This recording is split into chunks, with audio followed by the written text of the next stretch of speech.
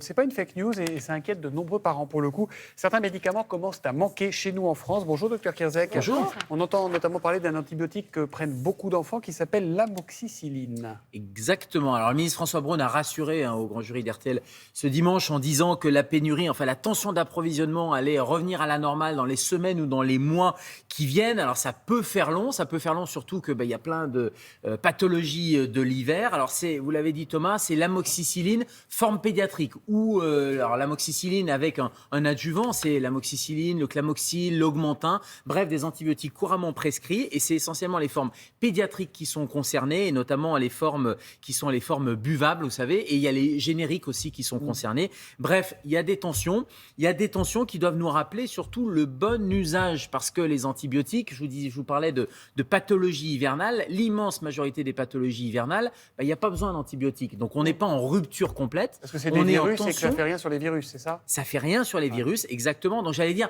pas de panique, parce que globalement, la majorité des pathologies, il n'y a pas besoin de prescrire des antibiotiques. Donc on est en tension d'approvisionnement, tout est fait pour que ça revienne à la normale, mais surtout si on arrive à des règles de bon usage, et nous, médecins, de bonne prescription, c'est-à-dire que si on prescrit moins d'antibiotiques et que les parents comprennent que les antibiotiques, c'est pas automatique, eh bien il n'y a pas de raison qu'il n'y ait pas une adéquation entre ce qui reste en termes d'antibiotiques et les besoins. Et quand on regarde notamment toutes les indications ou les non-indications d'antibiotiques, rhinopharyngite, pas d'antibio, otite, pas d'antibio, bronchiolite dont on parle beaucoup, pas d'antibiotiques non plus, angine, grippe, Covid-19, asthme, pneumonie, etc., fièvre banale, on n'a pas besoin d'antibiotiques. Donc vous voyez, ça fait beaucoup d'infections de l'hiver où finalement on Je suis étonnée pour les angines, non, Gérald ? Alors, vous avez raison, Julia, de dire ça, parce que les angines, on a tendance à dire « Ah, mais oui, il y a des angines pour lesquelles il faut mettre des antibiotiques. » Vrai, sauf que c'est une minorité d'angines. 75 à 90% des angines chez les adultes sont virales, donc pas besoin d'antibiotiques.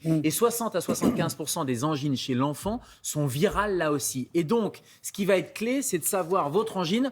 Vous savez, l'angine, on a du mal à déglutir, on a le fond de la gorge qui est rouge, parfois un petit peu blanc. C'est de savoir si elle est virale ou si elle est bactérienne. Et ça, on ne peut pas le savoir simplement en ouvrant la bouche. Il faut faire un test qui s'appelle un test rapide d'orientation diagnostique. Un TROD. Alors, soit votre médecin peut vous le faire, il vous gratte le fond de la gorge, soit le pharmacien. Oui. Exactement, les pharmaciens peuvent le faire. Donc, ce n'est pas un PCR, ce n'est pas du tout la même chose. Ce n'est pas par le nez, c'est par la bouche. On va gratter un peu le fond de la gorge. Vous voyez, c'est comme ça que ça se fait. Et sur un test rapide qui se fait au cabinet ou qui se fait à l'officine, ça nous dit si c'est bactérien et une bactérie qui est très particulière, qui est un streptocoque. Et c'est ce streptocoque pour lequel il faut donner un antibiotique. Mais dans l'immense majorité, 9 sur 10, on n'a pas besoin de donner d'antibiotique. C'est le test qui décide s'il y aura ou non antibiotique. Vous parlez d'officine, de pharmacie. Moi, j'étais dans ma pharmacie hier après-midi, je vais vous raconter ma vie.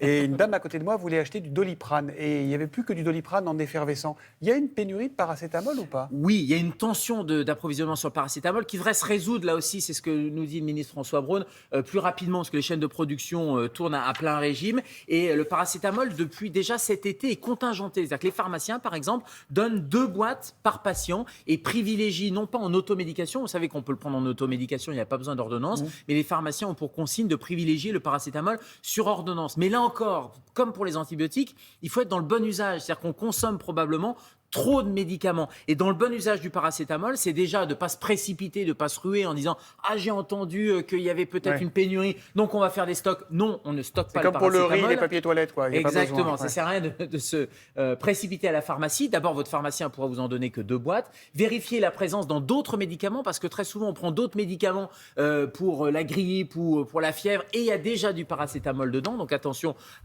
au surdosage. Et puis, le premier bon réflexe, c'est de s'hydrater quand on a de la fièvre. C'est pas se précipiter sur le paracétamol ou sur les médicaments. Et comme pour tous les médicaments, attention, on ne dépasse pas les doses et on ne dépasse pas la durée. Vous voyez, on parlait des antibiotiques. Quand on vous donne 5 jours d'antibiotiques, c'est 5 jours d'antibiotiques. C'est pas, allez, je vais en prendre 6 ou 7, comme ça sera plus efficace. Il me reste 200 grammes, je le mets quand même. Allez, exactement. Donc, bon usage des médicaments. Et là, le message, c'est on en consomme probablement trop.